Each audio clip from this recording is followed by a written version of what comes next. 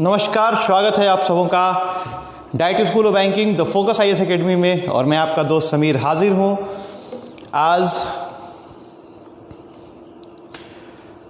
Indian polity से top 50 questions को लेकर।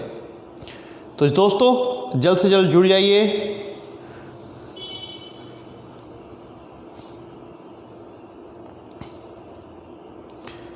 चूंकि सेशन हमारा शुरू हो रहा है,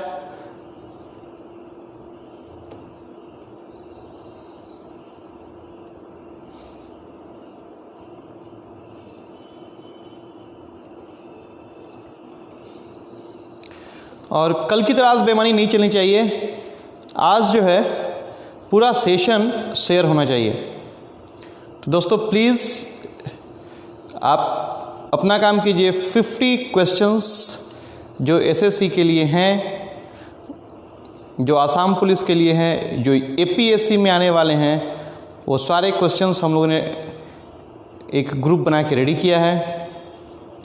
और आपका काम है कि जल्द से जल्द इसको शेयर करना।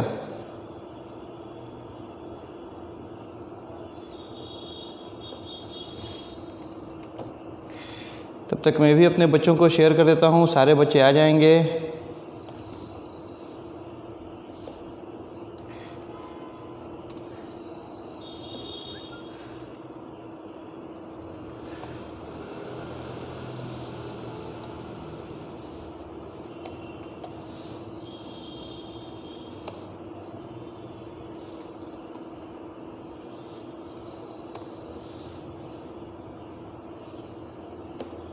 चलिए तो शुरुआत करते हैं आज के questions.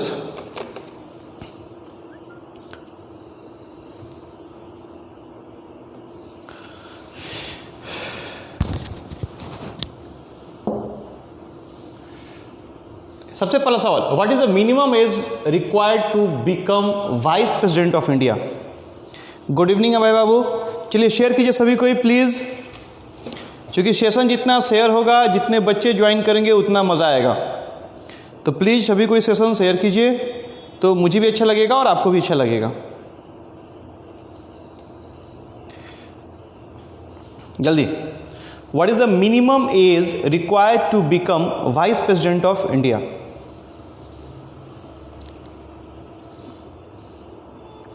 $30 years, $35 years, $40 years, $37 years? Good evening Anjali.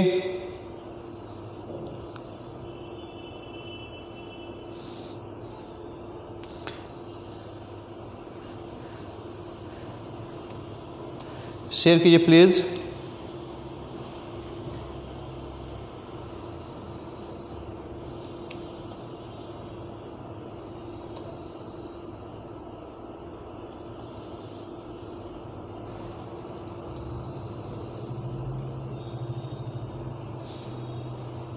और आंसर भी।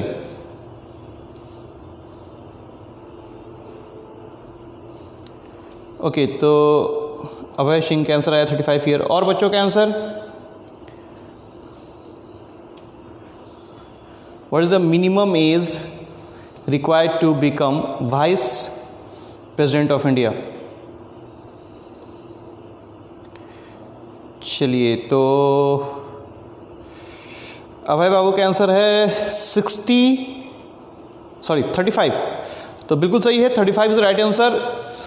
देखिए आर्टिकल 66 3B के अंदर ये डिफाइन किया गया है कि जो वाइस प्रेसिडेंट का एज होगा वो आपका 35 ईयर्स होगा। ठीक है, तो याद रखिएगा आर्टिकल 66 3B के अंदर ये बोला गया है कि minimum age of vice president will be 33। 33 साल से कम का उम्र का व्यक्ति वाइस प्रेसिडेंट नहीं बन सकता है। तो अभय कुमार बिल्कुल सही जवाब है। दोस्तों शेयर करो प्लीज़, सभी कोई शेयर कीजिए। जितने भी व्यूअर्स हैं शेयर कीजिए, तो क्या होगा, मुझे भी मज़ा आएगा, आपको भी मज़ा आएगा। ठीक है, केवल एक शेयर हुआ है, एक शेयर से नहीं होगा। अभय, अंजलि, नेक्स्ट अगला सवाल।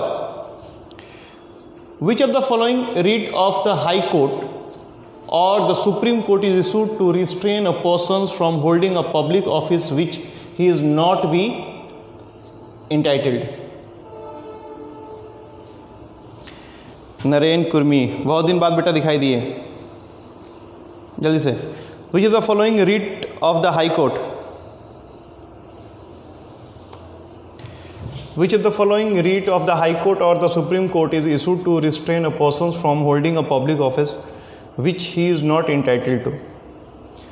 Centenary, mandamus, prohibitions, quo warranto. जल्दी से बताइए आंसर क्या होगा इसका।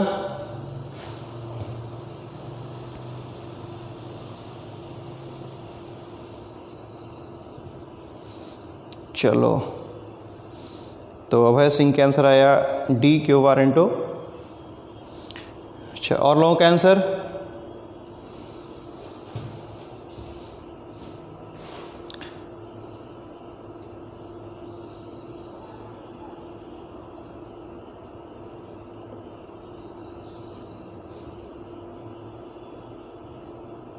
चलिए, तो क्यो warranty is the right answer, बिल्कुल सही जवाब है। ओके, बेसिकली 5 रीट होते हैं, ठीक है, habeas corpus, certiorari, mandamus, prohibitions and the quo warranto, ये 5 रीट होते हैं। Okay, next, NITI Aayog has been perform to replace which of the following institutions. NITI Aayog जो है वो किस इंस्टीट्यूशंस को रिप्लेस करके आई है, जल्दी से बताइए। नीति आयोग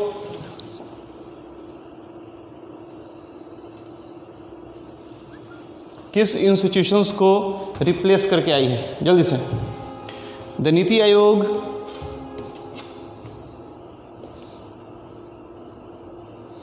किस इंस्टीट्यूशंस को रिप्लेस करके आई है?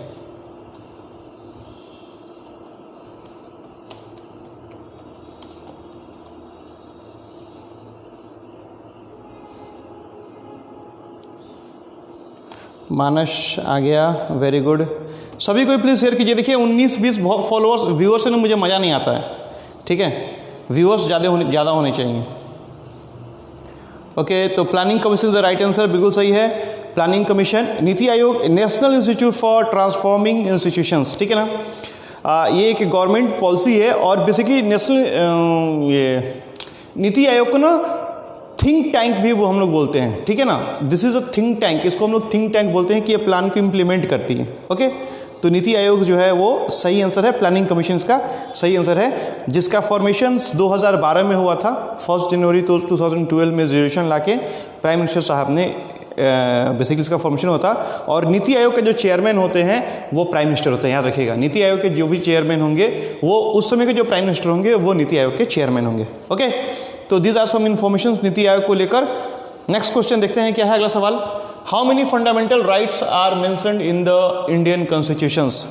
फंडामेंटल राइट्स कितने हैं? हाउ मेनी, शेयर रुका है, रिचा शेयर करो बेटा प्लीज शेयर करो, और जो भी नए बच्चे हैं वो फॉलो कर ले मुझे। How many fundamental rights are mentioned in the Indian constitutions? 5, 6, 7, 8, जल्दी से कितने हैं? 5, 6, 7, 8। चलिए, शांतिप्रिया दीदी भी आ गई है। Okay, the right answer is 6, बिल्कुल सही जवाब है। 6 जो है वो राइट आंसर है। चलिए 6, अब 6 क्या क्या है बेटा? तो सबसे पहला है राइट टू इक्वालिटी, समानता का अधिकार जिसको हम लोग बोलते हैं। देन बोलता है राइट टू फ्रीडम, आज़ादी का अधिकार, हम लोग आज़ादी से सकते हैं, कोई हमको बंधक बना के नहीं सकता है। राइट एगेंस्ट एक्सप्लॉयटेशन, आपके विरुद्ध अगर कोई गलत मतलब अवधारणा हो रही है तो उसके एगेंस्ट में आप लड़ाई कर सकते हैं।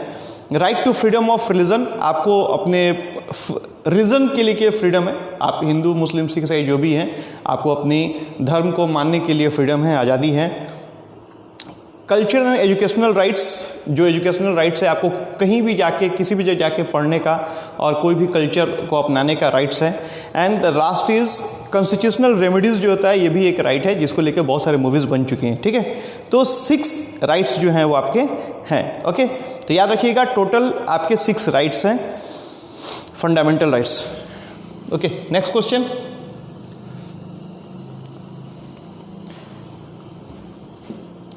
Which of the following articles cannot be suspended even during emergency?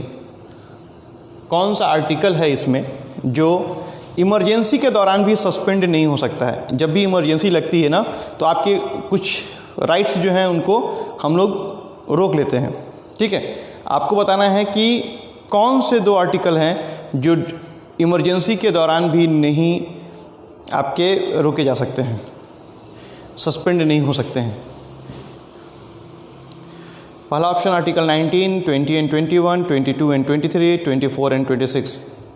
Lasit आप स्लो चल रहे हो बेटा, एक बार एग्जिट करके इन करो। अब प्लीज सभी को शेयर कीजिए। देखिए 100 शेयर है मात्र। देखिए मैंने आप लोगों के लिए 50 क्वेश्चंस रेडी किए हैं, 50 क्वेश्चन आएगा। 1 घंटे का टारगेट लिया है, लेकिन ये 1 घंटे का टारगेट कब पूरा होगा? जब आपका शेयर 500 होना चाहिए। तो सभी को शेयर कीजिए कि 500 शेयर्स हो, दोस्तों को जुड़िए। नॉलेज वाली बातें हो रही हैं, कोई फालतू की बात नहीं है। जो भी बात होंगी सो नॉलेज वाली बात होंगी, आपके एग्जाम्स के लिए इंपॉर्टेंट होगा। ओके, चलिए। Which of the following articles cannot be suspended even during emergency? Article 19, Article 20, 21, Article 22, 23 and Article 24 and 25। तो जल्दी से बताइए। चलिए, सागर प्रसाद भी जुड़ गए हैं हमारे साथ, दिल्ली से नीतुकन भी आ गया है। वेरी गुड, शाबाश, बहुत अच्छा। तो सभी कोई जुड़ रहे हैं हम लोगों के साथ।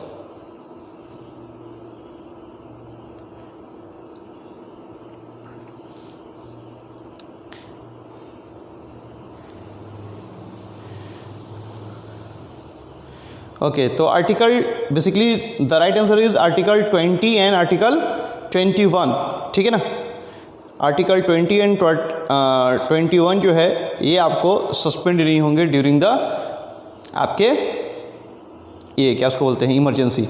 अब इमरजेंसी के कितने टाइप होते हैं मैं आगे डिस्कस करूंगा, अभी डिस्कस नहीं करूंगा इस चीज़ को लेके। आगे चूंकि डिस्कशन है इसलिए मैं इसको यहीं पे रोक रहा हूँ। नेक्स्ट क्वेश्चन देखते हैं क्या है। In which year was the Communist Party of the India Marxist CPIM founded? CPIM किस साल बनी थी?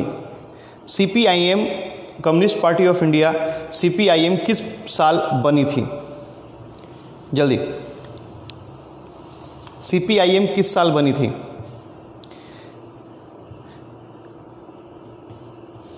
बेसिकली CPI से CPIM बनी थी, तो आपको बताना है कि CPIM किस साल फॉर्म हुई थी। ओके, मानस के आंसर आ रहा है 1964।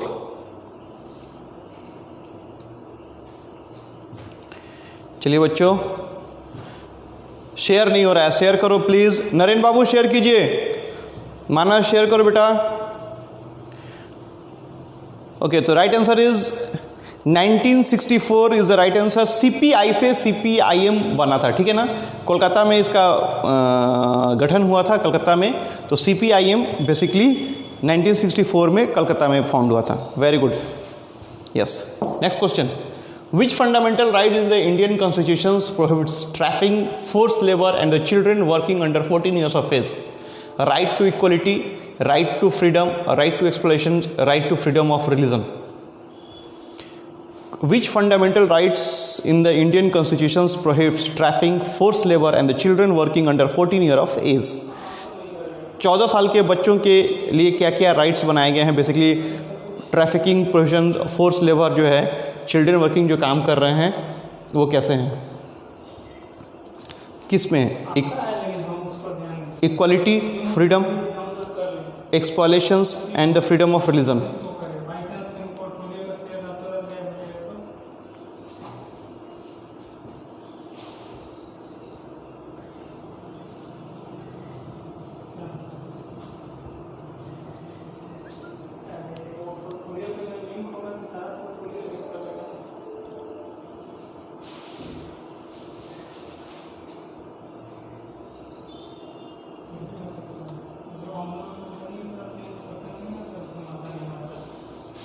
चलिए, सतीश यादव जी, स्वागत है आपका हमारे पेज पे। चलिए, तो right to exploitation the right answer, बिल्कुल सही जवाब है आपका। देखिए सिंपल सी बात है, मैंने कुछ देर पहले बात की थी कि जहाँ पे आपके ऊपर अत्याचार हो वहाँ पे हम लोग राइट टू एक्सप्लॉयटेशन की बात करेंगे, and that is the right answer. ठीक है ना। आर्टिकल 23 एंड 24 में इसके बारे में बात की गई है, जो हमारे इंडियन कॉन्स्टिट्यूशन है। गुड इवनिंग, शोर नहीं सर, शुभम सिंह। ठीक है, जिस आर्टिकल की इंडियन कॉन्स्टिट्यूशन की बात की है उसके आर्टिकल 23 एंड 24 में इसके बारे में बात की गई है। तो right to explanation is the right answer. अच्छा, एक अच्छी बात यह है कि फेसबुक पे ये वीडियोस अपलोड कंप्लीट आपके रहेंगे। Next, in which year was the nationalist Congress Party founded? ध्यान से पढ़ेंगे, नेशनलिस्ट कांग्रेस पार्टी फाउंडेड, किस साल नेशनलिस्ट कांग्रेस पार्टी की गठन हुई थी? In which year Nationalist Congress Party founded? Shubham share करो बेटा, Shubham. In which year Nationalist Congress Party founded?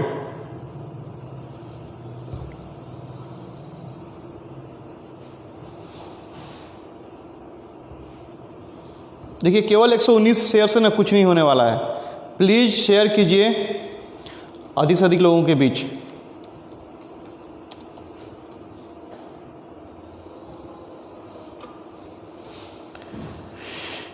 Okay तो 1972 कुछ बच्चों का जवाब आया है। सतीश यादव जी का आंसर आया है 1997।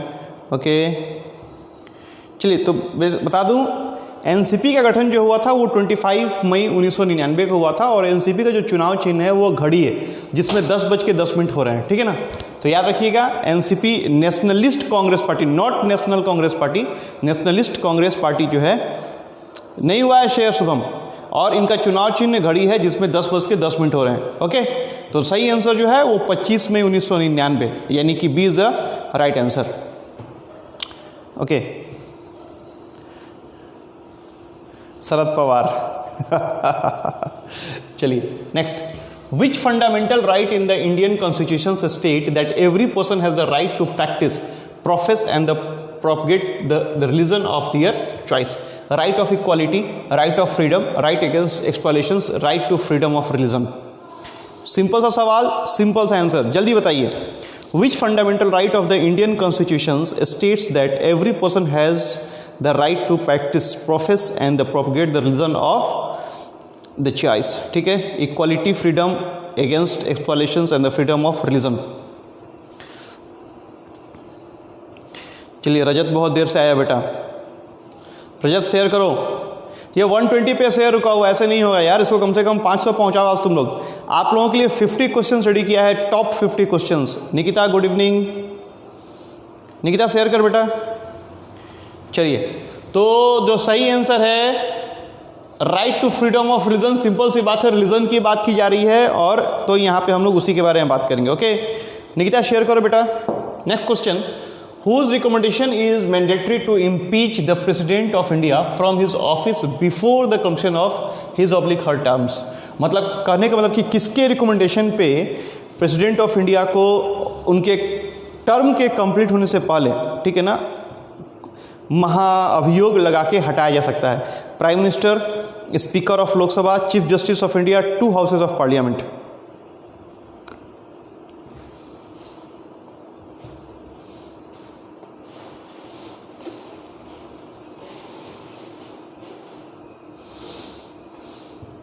जल्दी, मानस का आंसर सी है, अभय सिंह का आंसर बी। ओके और लोगों का आंसर, सागर प्रसाद का answer D, Nikita Das,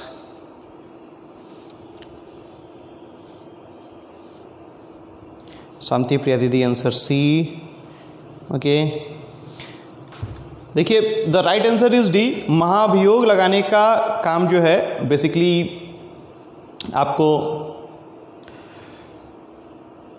house, the parliament के जो 2 हाउस है, लोकसभा और राज्यसभा, वो काम करते हैं, ठीक है।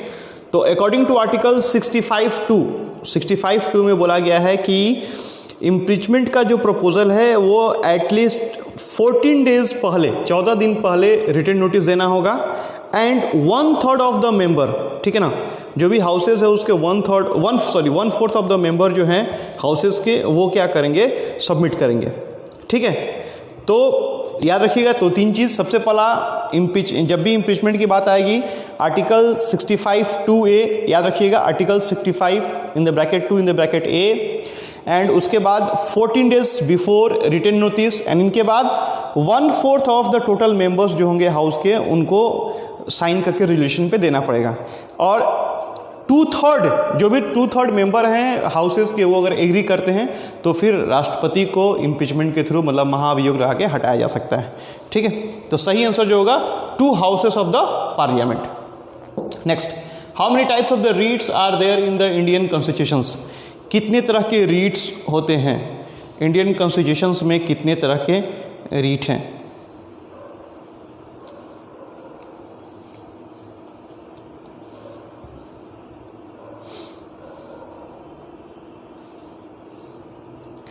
जल्दी, हाउ मेनी रीट्स? सागर प्रसाद के आंसर 5, अभय सिंह के आंसर 5। ओके, और लोगों का आंसर? मानस ज्योति 4, 123 शेयर्स है। दुख लगता है। दुख क्यों लगता है? क्योंकि 50 क्वेश्चन टाइप करने में टाइम लगता है। अपना बहुमूल्य समय मैं आप लोगों के लिए देता हूं, और मेरे बहुमूल्य समय का अगर आप लोग 123 शेयर करके अगर वैल्यू देते हैं तो फिर कोई बात नहीं है। चलिए, 5 रीट्स हैं, वेरी गुड। देखिए, सागर प्रसाद 5 रीट्स का नाम दे रहे हैं। तो 5 रीट्स मतलब क्या होता है? न्यायालय का आदेश जो होता है ना, अध्यादेश जिसको हम लोग बोलते हैं, वो होता है, ठीक है ना। तो बेसिकली 5 रीट्स हैं। आपका क्या क्या है? हर्बस कॉर्पस है, देन उसके बाद से ये मैंडामस है, प्रोविशन है, क्रेसेटेरिया है, एंड द क्यो वारंटो है। तो ये 5 रीट्स होते हैं जो आपके यहाँ पे आते हैं। हाँ ठीक है, हर्बस कॉर्पस है, ओके ठीक। तो 5 रीट्स है इंडियन कॉन्स्टिट्यूशंस में, याद रखिएगा।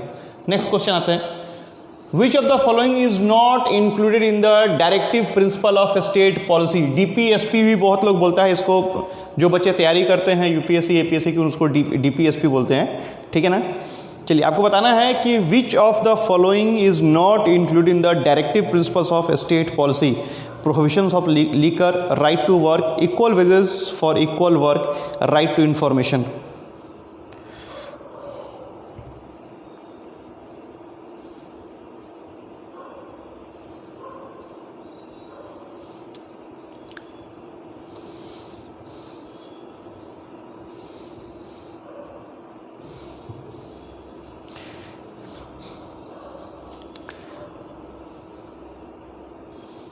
चलिए, कल एक बच्चे के मैसेज आया था कि सर आप फेसबुक पे लाइव क्यों नहीं आ रहे हैं। कारण ये है बेटा फेसबुक पे लाइव आने का कि देखिए, हम लोग पढ़ाते हैं बच्चों के लिए, और ऑल इंडिया जो बेईमानी की है बच्चों के साथ ना, उसके अगेंस्ट में मतलब नहीं हो रहा था कि यार फिर से बच्चों के साथ टाइम स्पेंड किया जाए। लेकिन फिर उस बच्चे ने बोला कि सर आप आओ लाइव, आपके आने से बहुत कुछ सीखने को मिलता है। तो मैं केवल आप लोगों के लिए फिर से लौट के आया हूँ, अदरवाइज़ मैंने सोचा था कि छोड़ ही देता हूँ यार, आके फ़ायदा नहीं है। नहीं, लीकर नहीं होगा, राइट टू इन्फॉर्मेशन होगा। ओके, राइट टू इन्फॉर्मेशन होगा।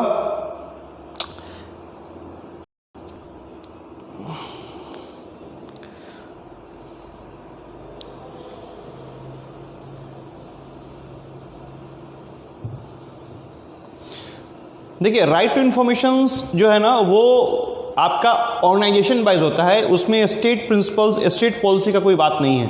सेंट्रल गवर्नमेंट ने पॉलिसी लगा दी है और सबको इस चीज़ को मानना है। लेकिन प्रोविजन ऑफ लीकर ये स्टेट के ऊपर डिपेंड करता है। राइट टू वर्क भी स्टेट के ऊपर डिपेंड करता है। Equal wages for equal work ये भी सारे के सारे स्टेट्स के साथ ही डिपेंड करते हैं। तो राइट टू इन्फॉर्मेशन जो है वो इंक्लूड जो है वो नहीं है। तो इसका सही आंसर हो जाएगा D, right to information. Next, how many fundamental duties are there mention in the Indian constitutions?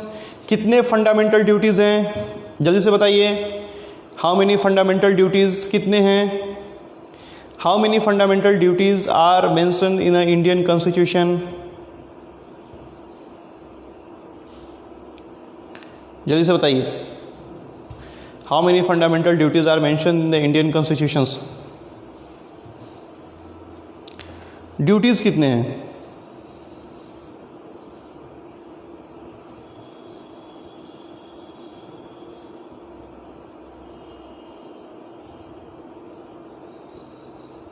क्या वजह आंसर नहीं आ रहा है? Fundamental rights and duties,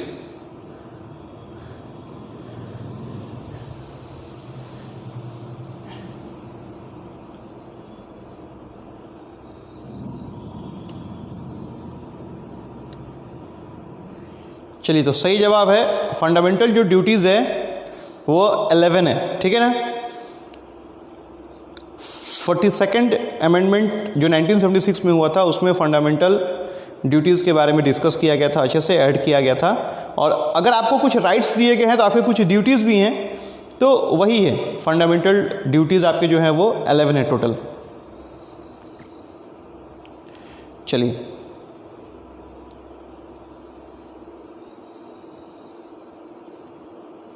next question देखते हैं क्या है अगला सवाल। Part 4 of the constitutions of India deals with which of the following? The union, the state, fundamental rights, directive principle of state policy. Part 4।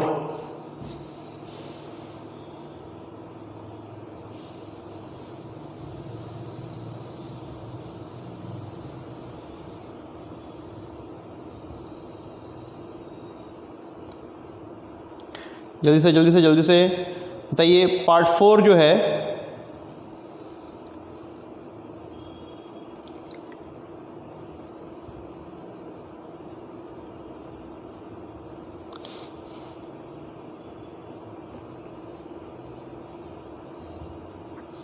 Answer D आ रहा है, directive principles. बिल्कुल सही जवाब है, directive principles the right answer, DSPS। चलिए next अगला सवाल देखते हैं क्या है। In Indian constitutions the method of the election of the president has been taken from which country? किस कंट्री से प्रेसिडेंट का इलेक्शन जो है वो लिया गया है? Britain, USA, Ireland, Australia.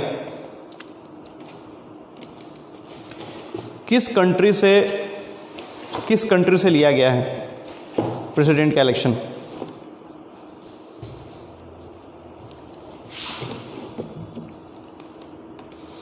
चलो रौनक सो के उठ गया, रौनक शेयर कर दे बेटा।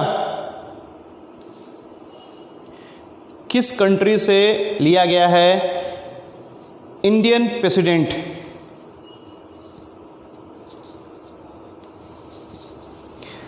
हम लोग रिवीजन नहीं करते हैं, मैं भी तो बहुत दिन से नहीं पढ़ा रहा था ना।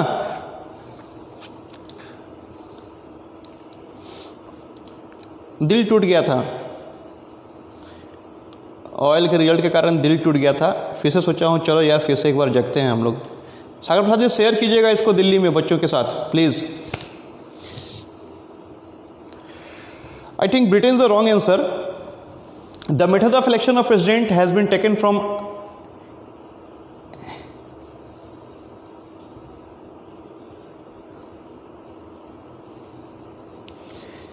आई थिंक आयरलैंड से लिया गया था क्या? इलेक्शन ऑफ प्रेसिडेंट, प्रेसिडेंट की बात नहीं हो रही है, प्रेसिडेंट का इलेक्शन कैसे होगा इसकी बात हो रही है। प्रेसिडेंट का इलेक्शन कैसे होगा इसकी बात हो रही है, और जहां तक ये लग रहा है कि ये आयरलैंड से लिया गया था। यस ओके चलिए next. What is the literal meaning of the term क्यो warranto? What is the literal meaning of the terms quo warranto? We command to forbid by the what authority or warrant? None of these. What is the literal meaning of the term quo warranto? We command to forbid by the what authority or warrant? None of these.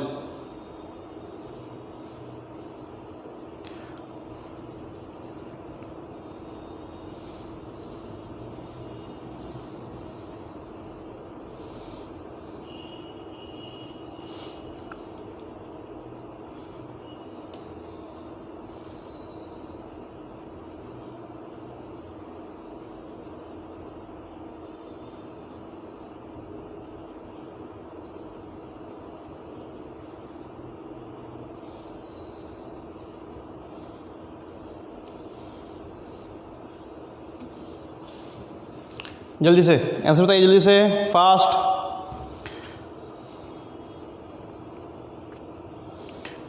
Okay तो answer आ रहा है यहाँ पे C, by the what authority और warrant. बिल्कुल सही जवाब है, C is the right answer. Okay quo warranto का लिटरल मीनिंग होता है बाय व्हाट वारंट्स और what is your authority. Basically क्या है, कोई भी आपको पकड़ता है ना, रिट्स में आपके अंदर है कि आपको किस आधार से आपको पकड़ सकता है, ठीक है ना।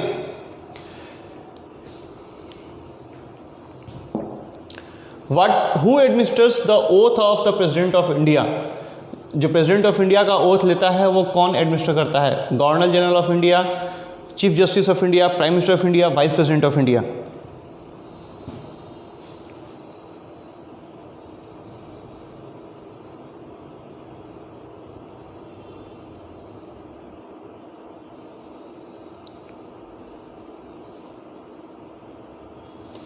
जल्दी से बताइए।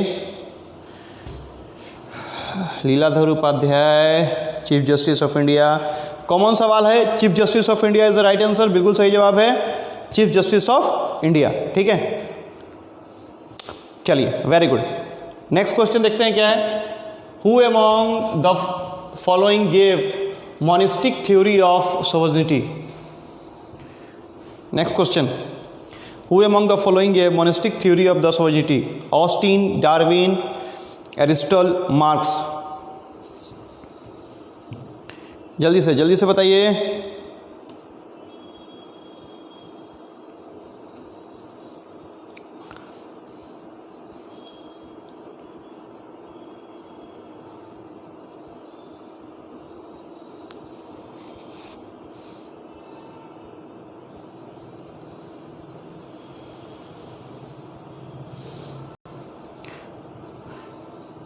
एरिस्टोटल आया है। और लोगों का आंसर, शांति प्रिय दीदी का आंसर आया एरिस्टोटल।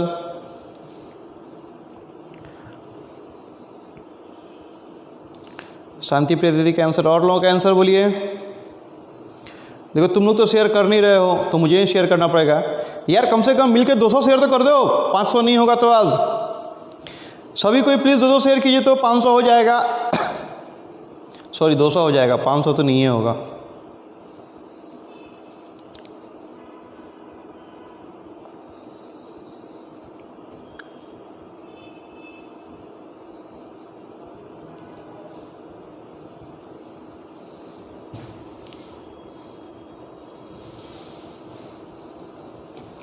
चलिए, ऑस्टीन आया है। Austin, okay, Austin is the right answer, बिल्कुल सही जवाब। Austin is the right answer, okay. Which of the following are constituents of India parliament? Indian parliament जो है वो कैसे बनती है? The president, council of India, council of state, council of the house of people, all of the above? जल्दी बताइए। जो भारतीय कॉन्स्टिट्यूंट बनता है वो कैसे बनता है?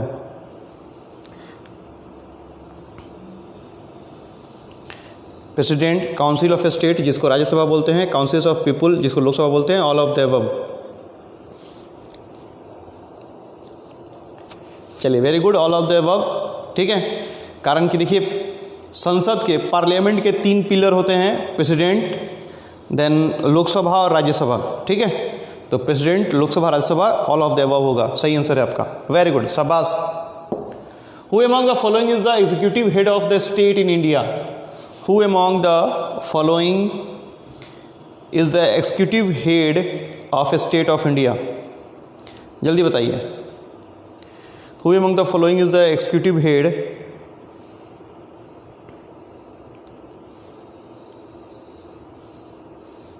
of a state of India? जल्दी से।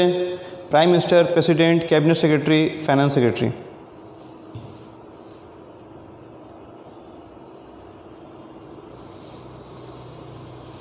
बी सी आंसर आ रहा है। रजत शर्मा सी, शांति प्रिया दीदी बी, लीलाधर बी, अंजलि अधिकारी बी,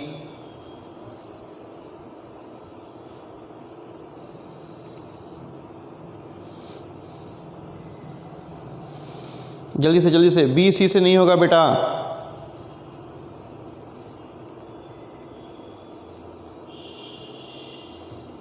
और बेसिकली ये जो सेशन चल रहा है ना, ये केवल आसाम पुलिस के लिए नहीं, ये हर एक उस एग्ज़ाम के लिए इम्पॉर्टेंट है जिस एग्ज़ाम में जीके आता है, ठीक है। तो जो भी एग्ज़ाम्स जीके वाला है उन सब के लिए ये इम्पॉर्टेंट है। इसीलिए ये मत सोचिए कि केवल आसाम पुलिस का चल रहा है तो हम केवल आसाम पुलिस का ही स्टूडेंट नहीं है। हर एग्ज़ाम के लिए जहाँ जीके आता है वहाँ ये सेशन बहुत ज़रूरी है। चलिए, president is the right answer. Executive head जो होता है वो प्रेसिडेंट होता है। ओके, तो प्रेसिडेंट जो है वो सही जवाब है। Which of the following has the supreme command of the Indian defence force? Indian defence force पे किसका सुप्रीम कमांड होता है? Prime minister of India, defence minister of India, council of minister of India, president of India? जल्दी बोलिए। विच of the following?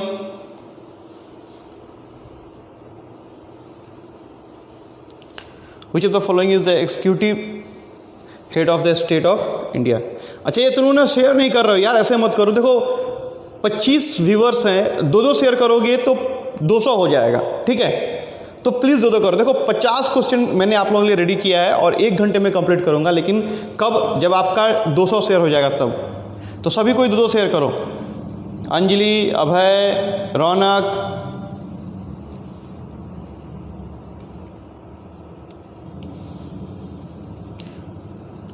Sujata, I think आप first day हमारे page पे हैं। चलिए, तो सही आंसर इसका है president of India. Indian defence force के भी जो हेड होते हैं वो प्रेसिडेंट ऑफ इंडिया होते हैं। आमीन अली, स्वागत है आपका हमारे पेज पे। नेक्स्ट क्वेश्चन देखते हैं क्या है। तो आंसर इसका हो जाएगा D. Anti defection law is given in which schedule of the Indian constitution? Anti defection law, जो दल बदल नीति होती है ना, उसके बारे में शायद बात कर रहे हैं, anti defection law.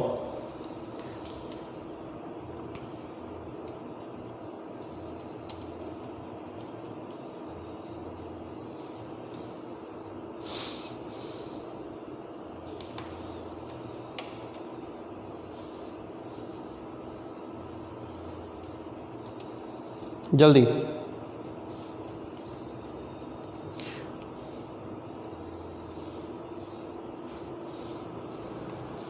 Third schedule में तो नहीं है बेटा। द एंटी डिफेक्शन लॉ, दल बदल की बात हो रही है, ठीक है?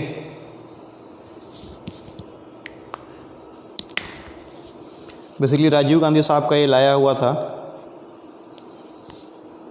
1985 में, 52nd अमेंडमेंट और 10th schedule. Okay, very good, सही जवाब आप लोगों का। शेयर नहीं हो रहा है। शुभम, अभय, यार ऐसे मत करो तुम लोग, दिल टूट जाता है, कसम से कहते हैं। मतलब यहाँ चोट लगता है, यहाँ पे थारा भाई जोगिंदर को चोट लगता है, ठीक है? चलो next. The function of the judiciary is to enforce law, to interpret law, both A and B, none of this. Yes, Rajiv Gandhi साहब लाए थे 1985 में, 52 अमेंडमेंट, 52nd अमेंडमेंट में। The function of the judiciary is to enforce law, to interpret law, both A and B, none of this.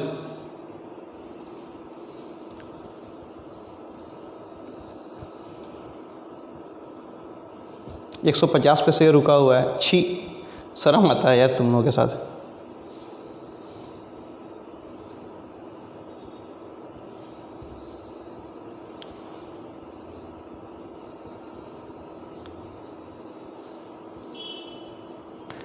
जल्दी चलिए। तो right answer is C is the right answer. C जो है बिल्कुल सही जवाब है आप लोगों का। Both A and B, enforce भी करता है, मतलब लागू भी करता है, बनाता भी और लागू भी करता है। ओके, तो C is the right answer, not enforce only. Sagar babu, दोनों आंसर होगा, इन्फोर्स एंड इंटरप्रेट दोनों।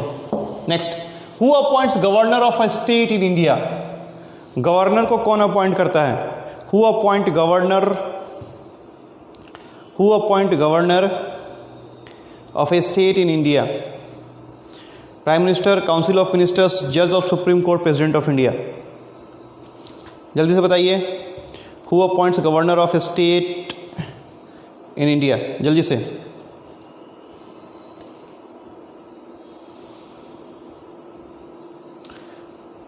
$50 MCQ होने हैं, ठीक है ना? 50 MCQ होने हैं। और अभी 2 मिनट का ब्रेक होगा जब मैं लूँगा, तो बेसिकली ब्रेक नहीं होगा, मैं यहीं रहूँगा। कल क्या आपको पूछना है, कल क्या पढ़ना है, ये आप लोग बताओगे, मैं नहीं बताऊँगा। कल किसके टॉप 50 क्वेश्चंस लेके आऊँ, किस सब्जेक्ट के, ये आप बताना, सोच लो आप लोग। और फिर जब थोड़ा सा एक ब्रेक होगा हल्का सा, तो वहाँ पे बताना, उसमें 25 क्वेश्चन कंप्लीट हो गए रहेंगे। जल्दी बताइए। Who appoints governor of a state of India? Yes, president of India, बिल्कुल सही है। और बेसिकली 5 साल का कार्यकाल होता है, but mercy of the president वो होता है, ठीक है ना, प्रेसिडेंट ऑफ इंडिया। गवर्नर का जो कार्यकाल होता है बेसिकली 5 साल के लिए होता है, बट मर्सी ऑफ प्रेसिडेंट वो डिपेंड करता है। Next, what is the literal meaning of the certiorari, certiorari? Writ की बात हम लोग कर रहे थे, रीट में है ये certiorari. What is the literal meaning of certiorari? Certiorari, जल्दी। We command to have the body of, to forbid, to be certified और टू बी इन्फॉर्म्ड। जल्दी से बोलिए, what is the literal meaning of सर्टियोररी?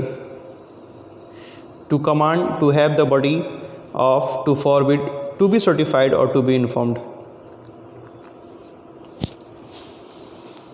चलिए बच्चों, तो शेयर 200 हुआ कि नहीं हुआ भाई? 193 है ओनली 193 शेयर। 7 शेयर कर दो, 200 हो जाएगा, फिर हम लोग आगे की बात करेंगे, ठीक है। तो सही answer to be certified, D is the right answer. D जो है वो बिल्कुल सही जवाब है, to be certified. Very good. तो 25 क्वेश्चन हमारे कंप्लीट हुए हैं, और कल के जो 50 क्वेश्चंस होंगे, आप बताओ कल किस किस टॉपिक के, 2 टॉपिक चुनना है आपको, बताइए कौन सा 2 टॉपिक लूं जिससे हम लोग कल 50 क्वेश्चन पूछेंगे। अभी आज के 25 क्वेश्चन और बाकी हैं, घबराइएगा नहीं, आज कल अभी 25 क्वेश्चन ही हुआ है, 25 क्वेश्चन और बाकी हैं आपके आज के।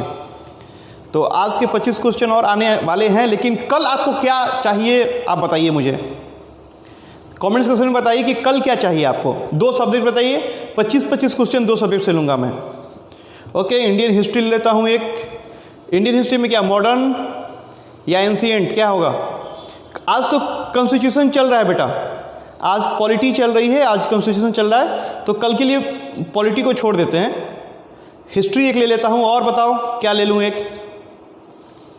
हिस्ट्री ले लेता हूं, और एक 25 क्वेश्चन हिस्ट्री से होंगे, 25 क्वेश्चन उस सब्जेक्ट से होंगे। जल्दी से बताइए।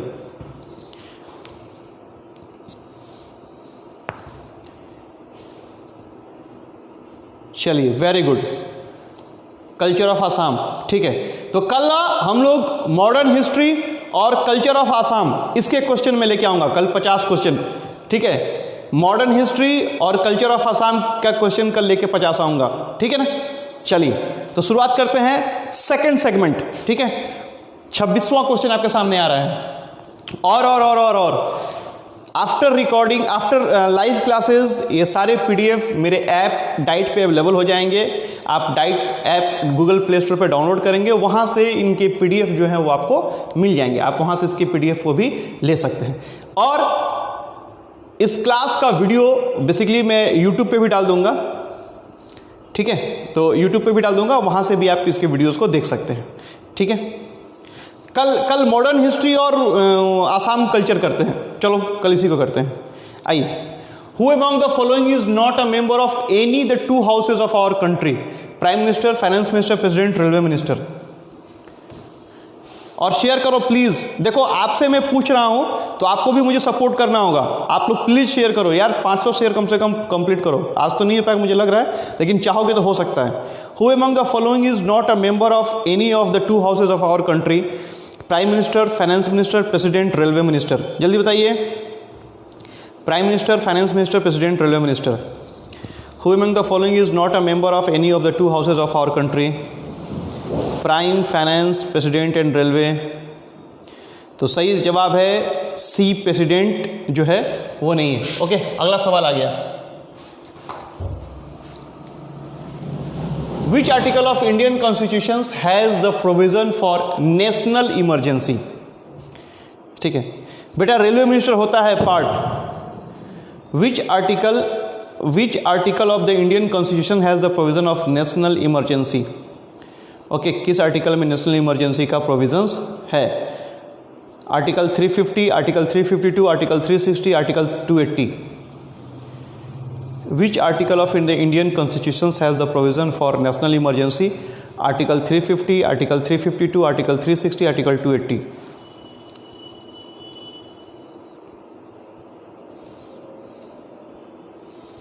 नहीं हुआ 200 शेयर अभी तक।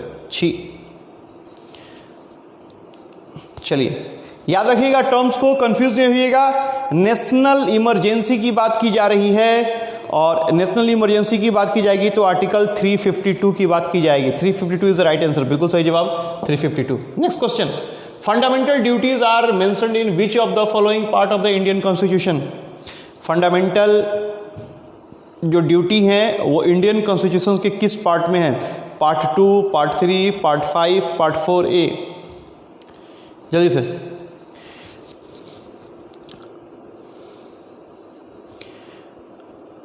अरूप Saikia,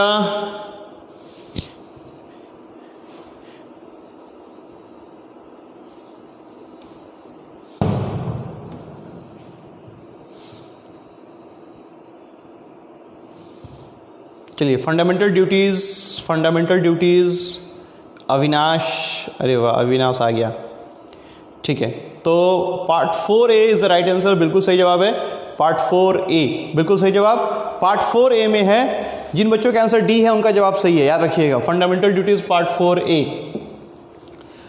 what is the minimum as of the becoming a governor of a state in India? Governor का मिनिमम एज क्या है गवर्नर बनने के लिए? मृगांको द्वारा स्वागत है आपका। अगर आप नए हैं हमारे पेज पे तो प्लीज फॉलो कर लीजिए। What is the minimum as of the becoming a governor of a state of India? 30 years, 25 year, 35 year, 45 year?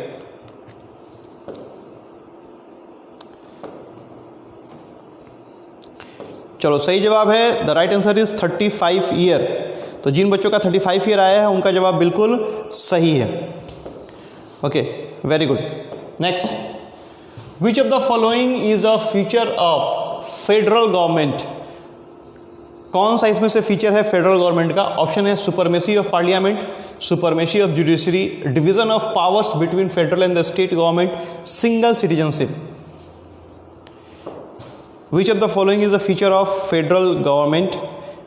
Supremacy of parliament, supremacy of judiciary, division of power between federal and state government, single citizenship.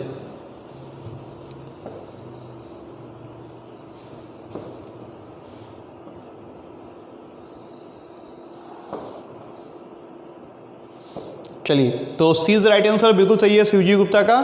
Division of power between central and state government, ठीक है ना। आप जैसे अपने भारत में नहीं, single citizenship नहीं है हमारे यहाँ। भारत में फेडरल गवर्नमेंट है, क्योंकि आप देखते रहिएगा कुछ पावर सेंट्रल गवर्नमेंट के पास है, कुछ पावर स्टेट गवर्नमेंट के पास है, ठीक है। तो हमारे यहाँ वो फैसिलिटी है, तो इंडिया में है वो फेडरल गवर्नमेंट है, ठीक है ना। Next, under which article president of India can proclaim financial emergency? इसके पहले हमने नेशनल इमरजेंसी की बात की थी आर्टिकल 352 में। अभी आपको बताना है कि फाइनेंशियल इमरजेंसी की बात किस आर्टिकल में की जाएगी। जल्दी, फाइनेंशियल इमरजेंसी की बात किस आर्टिकल में की जाएगी? Article 32, article 349, article 360, article 355?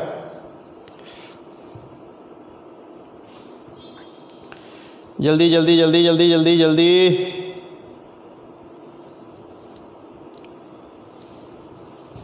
Parishmita भी आ गई है।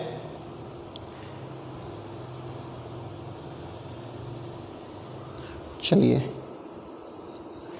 जो भी बच्चे नए आए हैं प्लीज़ फॉलो कीजिए और शेयर कीजिए। देखो बच्चों, शेयर करो यार, दिल खुश हो जाता है। नहीं शेयर करने पे तो दिल दुखी होता है, मेरा दिल रोता है। चलिए, तो article 360 right answer. Financial emergency 360 याद रखिएगा, नेशनल इमरजेंसी 352, फिनेंशियल इमरजेंसी 360। आगे और इमरजेंसी में दिखाऊंगा आप लोगों को। Next, under which article president of India can proclaim constitutional emergency? Constitutional emergency किस में? कॉन्स्टिट्यूशनल इमरजेंसी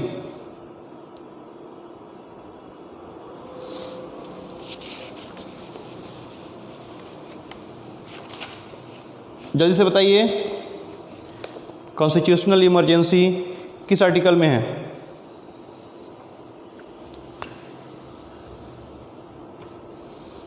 चलिए, तो 356 राइट आंसर, बिल्कुल सही जवाब है आप लोगों का। 356 में कॉन्स्टिट्यूशनल इमरजेंसी है, ठीक है। सुबह में जितना 666 लिख रहे उतना शेयर करते ना, दिल खुश हो जाता। Next, how many members of upper houses Rajya Sabha can be nominated by president of India. Rajya Sabha में कितने मेंबर्स जो हैं वो नॉमिनेट हो सकते हैं प्रेसिडेंट ऑफ इंडिया के द्वारा? 10, 12, 14, 16, 10, 12, 14, 16। जल्दी से बताइए। राज्यसभा के जो मेंबर्स हैं उसमें प्रेसिडेंट द्वारा कितने मेंबर्स नॉमिनेट हो सकते हैं?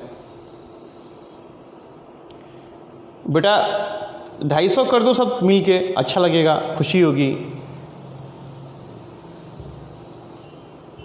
250 मिल कर दो तो अच्छा लगेगा। मामूनी आ गई, मामूनी शेयर कर बेटा। चलिए, तो सही आंसर जो है वो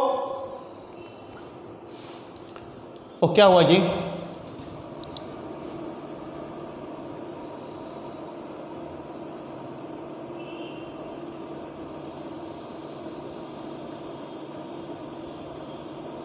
यस, तो राइट आंसर जो है वो है 12।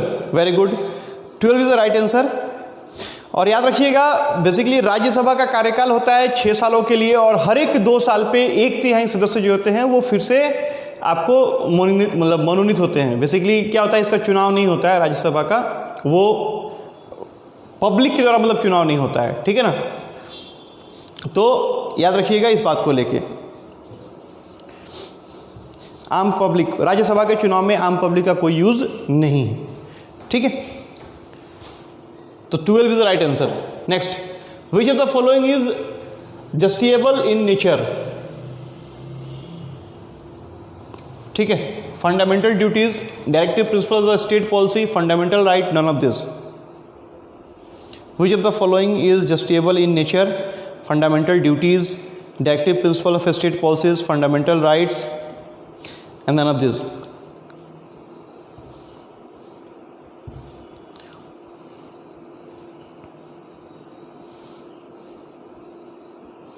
जल्दी जल्दी फास्ट करो, 1 घंटा में खत्म करने का टारगेट था मेरा।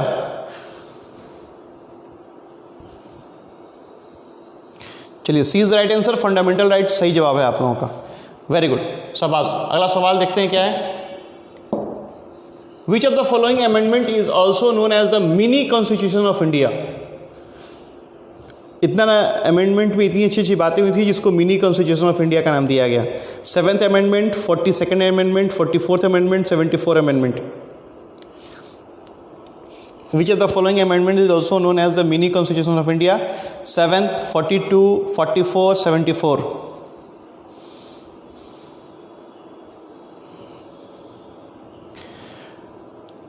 43 तो ऑप्शन है ही नहीं, शांति प्रिया दीदी। या इट्स B42, 1976 में आया था, ठीक है ना। 1976 इंदिरा गांधी के रीजन में आया था। एंड 42nd अमेंडमेंट बिल्कुल सही जवाब है, 42nd। ओके, 1976 याद रखिएगा, इसी को मिनी कॉन्स्टिट्यूशंस भी हम लोग बोलते हैं। Next, which of the following right has been removed from fundamental rights and converted to a simple legal right? Right to life and personal liberty, right to property, right to education, right to freedom of religion। कौन सा right है जिसको fundamental right से हटाकर legal right में लाया गया? ठीक है, कौन सा राइट है जिसको कौन सा फंडामेंटल राइट्स है जिसको फंडामेंटल राइट से हटाकर आपको लीगल राइट में लाया गया?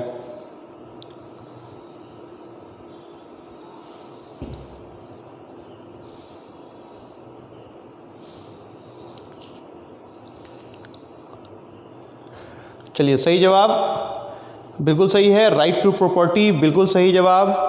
अरे वाह, आर्टिकल 301, ओके, 301 में लाया गया इसको, बिकॉज प्रॉपर्टी पे लीगल राइट होता है, ठीक है। नेक्स्ट, सुधांशु सिंह, स्वागत है आपका, शेयर कीजिए प्लीज। सौरभ बाबू, बहुत बहुत स्वागत है, शेयर कीजिए। Next, which of the following does not come under fundamental duty? Fundamental duty के अंदर कौन सा नहीं आता है? To safeguard public property, to protect and improve the natural environment, to promote harmony, to protect freedom of speech and the expression. Which of the fundamental does not comes under fundamental duty? To safeguard public property, to protect and improve the natural environment, to promote harmony, to protect freedom of speech and expression.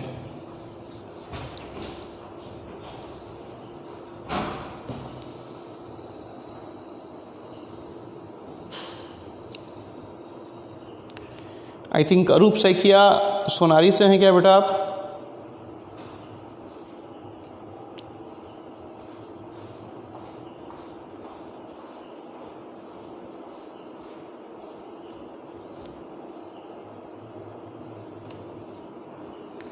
चलिए, तो D is the right answer, D बिल्कुल सही है। To protect freedom of speech and the expressions, बिल्कुल सही जवाब। आइए देखते हैं नेक्स्ट, अगला सवाल क्या है। Controller and the auditor general of India is appointed for how many years? कितने साल के लिए इनको अपॉइंट किया जाता है? कैग, नाम सुना होगा ना, कैग, C&AG, ठीक है ना। इनको कितने साल के लिए अपॉइंट किया जाता है?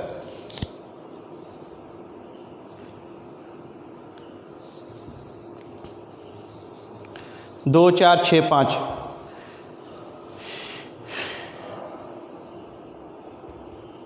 Controller and the auditor general of India is appointed for how many years?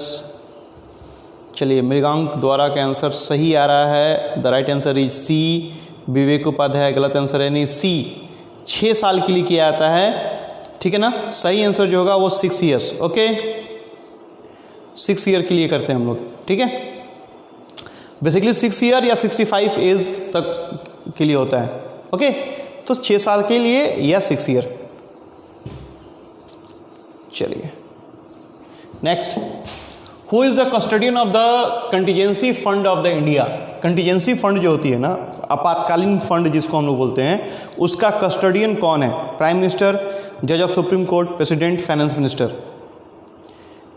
Who is the custodian of the contingency fund of India? The Prime Minister, Judge of Supreme Court, the President, the Finance Minister.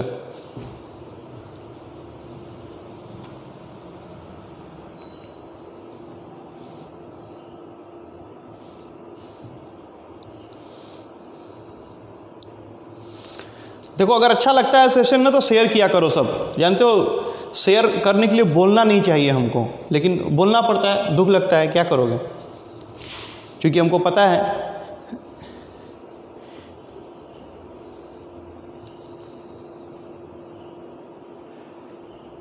विवेक उपाध्याय, स्वागत है आपका हमारे page पे। अगर आप नए हैं तो प्लीज़ फॉलो कीजिए और शेयर कीजिए। Who is the custodian of contingency fund of India? The prime minister, जज of supreme court, the president, the finance minister.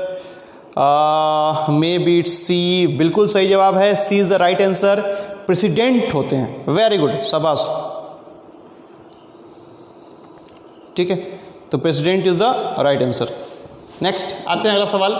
Which of the following country does not have a written constitutions? किसके पास, किस country के पास retain constitutions जो है नहीं है? ठीक है, यूनाइटेड किंगडम,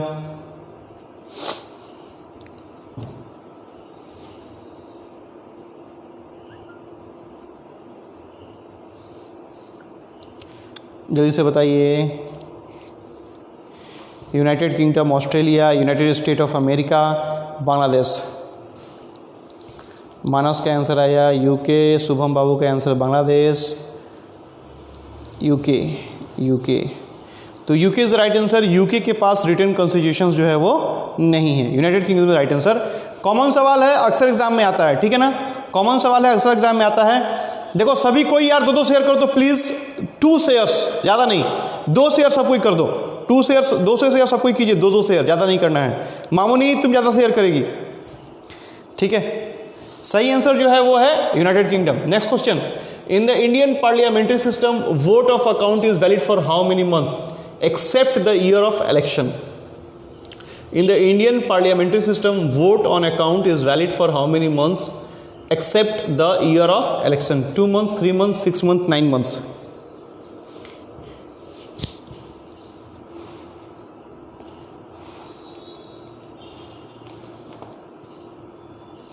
जल्दी।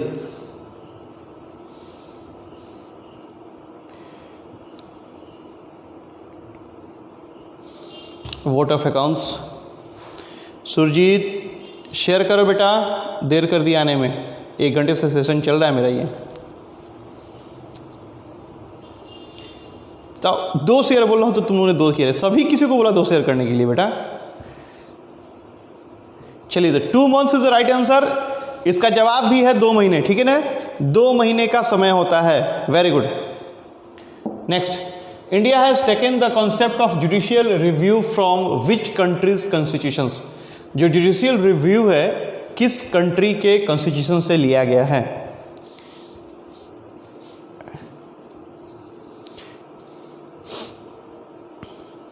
जल्दी से बताइए, जुडिशियल रिव्यू किस कंट्री के कॉन्स्टिट्यूशन से लिया गया है? United state, United kingdom, Canada, Ireland.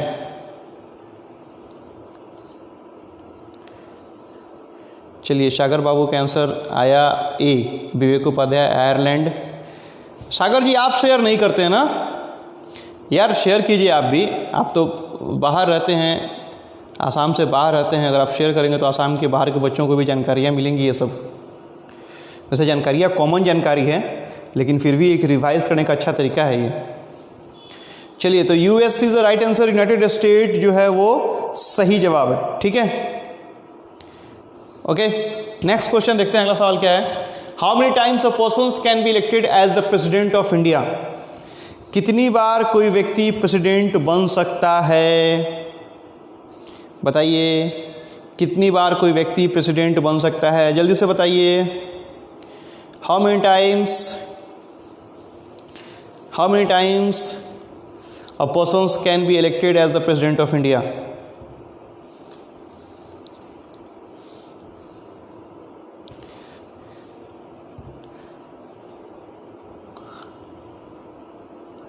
दो तरह के ऑप्शन आ रहा है हमारे पास, एक 1 और दूसरा नो बार। 1 या नो बार। सुधांशु ने दे दिया 3 बार, ठीक है। चलिए, इसका आंसर है नो बार। जितनी बार चाहे उतनी बार प्रेसिडेंट आदमी बन सकता है। मतलब वो तो खुद चाहे नहीं चाहेगा, जितना बार सरकार चाहे, जितने बार चाहें, ठीक है, वो 2 बार बन सकते हैं। बिल्कुल सही है। राजेंद्र प्रसाद जो थे वो 2 बार बने थे, basically he was the only president. Okay, very good, शाबाश। शेयर नहीं हो रहा है, दुख हो रहा है यार। सबको एक शेयर करोगे तो 250 शेयर हो जाएगा। एक शेयर करो सबको प्लीज, एक शेयर किसी भी ग्रुप में कर दो। Which article was referred as to the heart of the soul of the constitutions by Dr. B.R. Ambedkar? Which article was referred to as the heart and the soul of the constitutions by Dr. B.R. Ambedkar? Article 4, Article 32, Article 28, Article 30. जल्द से, which article was referred as the heart and soul of the constitutions by Dr. B.R. Ambedkar? Article 4, Article 32, Article 28, Article 30.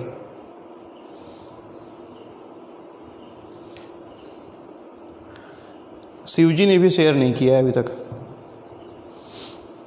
196 पे आया था, बोला था कि sir हो जाएगा, कहाँ हुआ? Heart and the break of heart and soul of the constitution. जल्दी बोलिए।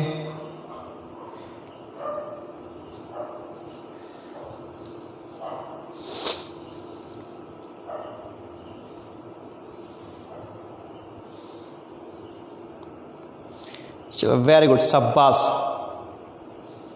कहाँ 215 शेयर हुआ है मात्र। मृगांक का आंसर बिल्कुल सही जवाब, बिल्कुल सटीक जगह पे जवाब दिया। वेरी गुड मृगांक को, शाबाश बेटा।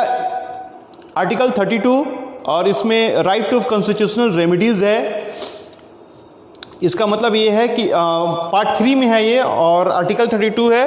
और इसका मतलब ये है कि आप सुप्रीम कोर्ट में जा सकते हो अपने अधिकार के लिए, ठीक है ना। ऑयल इंडिया के लिए को लेके जो केस चल रहा है वो हाई कोर्ट में जा रहा है, वो इसी में आएगा। ओके, चलो next.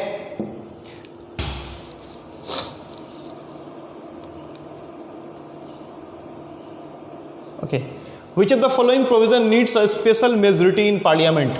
Change in fundamental rights, creation of new states, abolition of council in states, rules and procedures in parliament. Which of the following provisions needs a special majority in?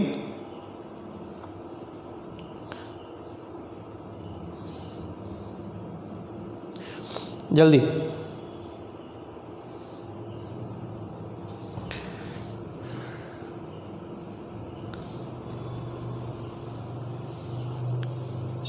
चलिए A is right answer. Changes in fundamental rights, बिल्कुल सही जवाब है आप लोगों का ए। Okay, next देखते हैं क्या है। Which of the following is not a fundamental duty, कौन सा फंडामेंटल ड्यूटी नहीं है। To avoid by constitution the respect the national flag, to promote harmony and the brotherhood, to uphold and protect the sovereignty, evolution of title except military and the academic. कौन सा fundamental duty नहीं है।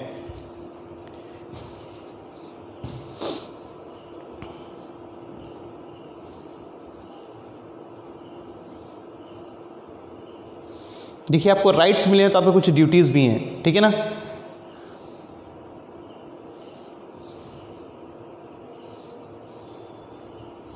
Very good, शाबाश। The right answer is evolution of the title except military and academics. Very good, शाबाश, सही जवाब। D is the right answer. D जो है बिल्कुल सही जवाब है। चलिए नेक्स्ट अगला सवाल देखते हैं क्या है। Which article can be used by the President of India to declare financial emergency? Article 32, Article 349, Article 360, Article 365। Oh double question repeat हो गया, कोई बात नहीं, जल्दी बताइए। फिनेंशियल इमरजेंसी किस आर्टिकल में है। फिनेंशियल इमरजेंसी किस आर्टिकल में है। नहीं, शिव जी गलती कर रहे हो। यस, ये क्वेश्चन रिपीट हो गया, ठीक है ना। आर्टिकल 360। ओके, तो सही जवाब है article 360, not 36, article 360। Yes, next question देखते हैं। Dash means that is the supreme court will reconsider the case and the legal issues involved in it. Original jurisdictions, writ jurisdictions, appellate jurisdictions and the advisory jurisdictions. चलते हैं। Dash means that the supreme court will reconsider the case and the legal issues involve in it. Original jurisdictions, writ jurisdictions, appellate jurisdictions and the advisory jurisdictions.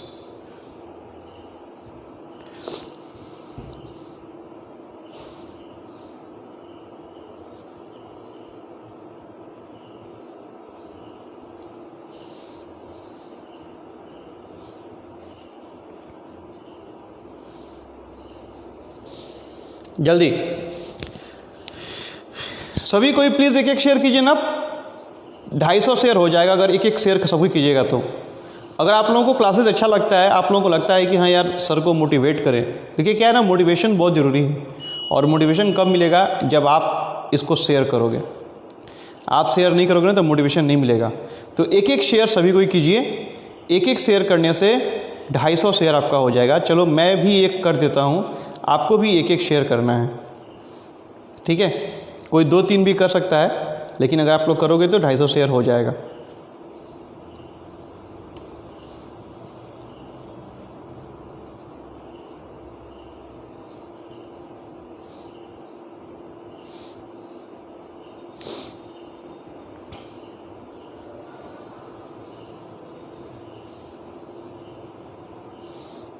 मैं तो करूँगा ही, आप लोग करें या ना करो।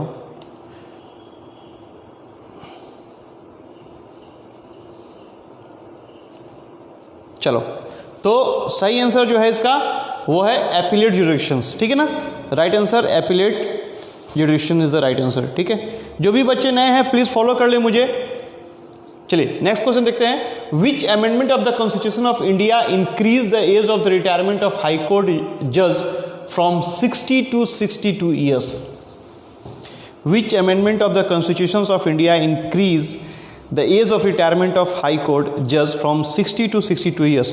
अनिल बाबू शेयर कीजिए।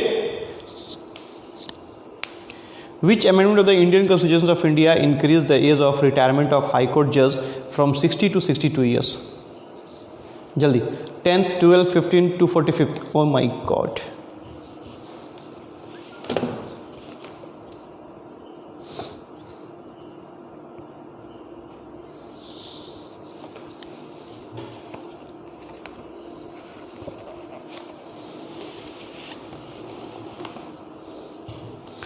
चलिए, तो सही जवाब जो है वो आपका है 15th, 15वां, ठीक है। 15th amendment is the right answer. Next 228 share हुए हैं केवल दुख लगता है। United nation organisations is listed in the dash list given the 7th schedule in the constitution of India. United nation organisations is listed in the dash list given the 7th schedule in the constitution of India. Union, state, global, concurrent.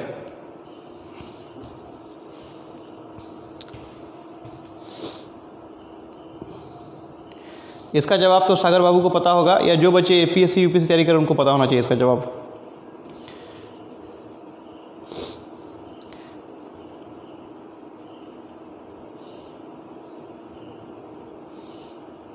चलो, कौन सा schedule है? 7th schedule है and the union list. Very good, बिल्कुल सही जवाब। Union list is the right answer, सही जवाब। ओके, चलो। अच्छा, अगला सवाल बेटा 250 शेयर पे आएगा। ऐसे नहीं होगा, ऐसे नहीं होगा। देखो 230 शेयर्स हो चुके हैं, 25 व्यूअर्स है, ज़्यादा नहीं है, तो एक एक शेयर कर दो यार। ऐसा मत करो तुम लोग। मैं भी एक कर देता हूँ, 250 कर लेता हूँ आज। तुम लोग के चक्कर में नहीं होता है शेयर। अच्छा, और कल हम लोग मॉडर्न हिस्ट्री और आसाम आर्ट एंड कल्चर, याद रखिएगा कल का जो टॉपिक होगा 50 क्वेश्चंस, टॉप 50 क्वेश्चंस होंगे, modern history and Assam art and culture का रहेगा। तो कल modern history, Indian modern history and Assam, not global, union list. Okay, union list में है, याद रखिएगा, ग्लोबल में नहीं है। इसका आंसर है यूनियन लिस्ट। तो कल के लिए रेडी रहिएगा, modern history and Assam art and culture. Time बेटा ये 9, 9:30। एक्चुअल में क्या होता है ना, समय पता नहीं चलता है मुझे, क्लासेस रहते हैं ना मुझे मेरे, तो रात में ही होगा, जब भी होगा 9 बजे के बाद ही होगा। लेकिन ठीक है, वो आप फॉलो कर लो, आपको नोटिफिकेशन चला जाएगा। ठीक है, और इस क्लास का अगर आपको पीडीएफ चाहिए तो आपको डाइट ऐप जो है हमारा गूगल प्ले स्टोर पे, आप जाके डाइट ऐप लोड करेंगे तो वहाँ पे आपको इस क्लास का पीडीएफ जो है वो फ्री मटेरियल में मिल जाएगा। ठीक है, तो आज के आपके 50 क्वेश्चन पूरे हुए। इस 50 क्वेश्चंस के सारे क्लासेस आपको मिल जाएंगे। कैसा लगा क्लास ज़रूर बताइएगा, और अगर अच्छा लगा तो शेयर कीजिएगा इसको, साथ ही साथ फॉलो कीजिए मुझे। पीडीएफ के लिए आपको ये ऐप डाउनलोड करना होगा, इस ऐप को डाउनलोड कीजिए, वहाँ पे आपको पीडीएफ मिल जाएंगे इस क्लासेस के। ठीक है, ओके। और आसाम पुलिस के लिए हम लोगों का कोर्स जो है वो चल रहा है, तो जो बच्चे भी आसाम पुलिस के लिए चाहते हैं वो बच्चे इनरोल कर सकते हैं हमारे पास।